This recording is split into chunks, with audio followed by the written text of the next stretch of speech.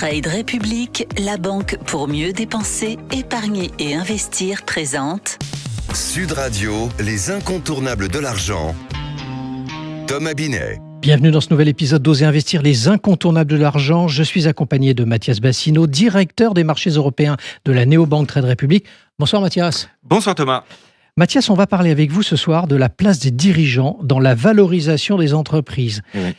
Alors, Mathias, la première question que j'ai envie de vous poser sur ce sujet, est-ce qu'une entreprise peut voir son action sous-évaluée ou surévaluée d'ailleurs, du fait de son dirigeant ? Alors, on en a eu beaucoup d'exemples ces derniers temps. Ouais. C'est ce qui m'a donné l'idée de cette chronique. Et on commence, bien sûr, par une légende de la direction d'entreprise, celui qu'on a surnommé l'oracle pendant longtemps, Warren Buffett. Si vous ne le connaissez pas, il a été le patron et le créateur d'ailleurs de Berkshire Hathaway, la seule entreprise qui, à ma connaissance, pendant 50 ans, a fait 2 fois plus que l'indice S&P 500 dans la durée, ce qui est extrêmement rare. Et ce Warren Buffett a annoncé en mai dernier, à bientôt 90 ans, si je ne dis pas de bêtises, qu'il allait quitter la direction de l'entreprise. Eh bien, cette annonce a eu pour effet que l'action Berkshire Hathaway n'a cessé de baisser de mai à août, alors même que la bourse américaine, elle, battait des records.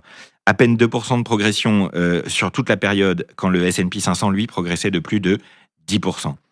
L'action a repris des couleurs depuis, mais ça a nécessité beaucoup d'explications, beaucoup de prises de parole et de la réassurance quant au fait que la vision qu'avait Warren Buffett va perdurer dans l'entreprise. Alors, ça démontre quand même que les marchés sont toujours assez sensibles à des affaires intérieures aux entreprises. Oui.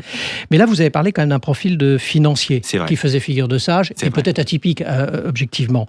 Mais qu'en est-il en revanche des dirigeants qui ont d'autres profils ? Alors, on peut mentionner évidemment quelques cas emblématiques qui ont fait les unes des médias ces derniers temps. Bien sûr, Carlos Ghosn, qui a eu un impact très important pendant des années sur les performances boursières de Renault-Nissan. Et on a vu ce qui s'est passé, évidemment, quand il en est parti pendant quelques temps. Oui. Vous avez aussi un autre exemple très évident, c'est Elon Musk.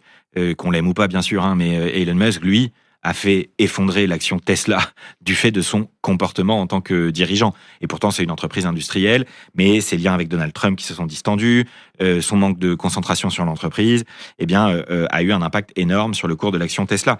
Donc, le profil du dirigeant et ses erreurs, et ses réussites aussi, ont un impact très important sur le cours de bourse d'une action. Alors, c'est vrai que vous avez donné 2 exemples qui sont assez frappants et qui ont frappé d'ailleurs l'opinion publique. Dans un premier cas, on parle de Carlos Ghosn parce qu'il y a une affaire judiciaire. Dans l'autre cas, Elon Musk parce qu'il est rentré en politique. Mais alors, du coup, il faut prendre en compte le dirigeant, son comportement quand on achète une action. C'est compliqué quand même. Pour moi, c'est un élément vraiment indispensable parce que c'est le dirigeant qui fixe le cap, tout simplement.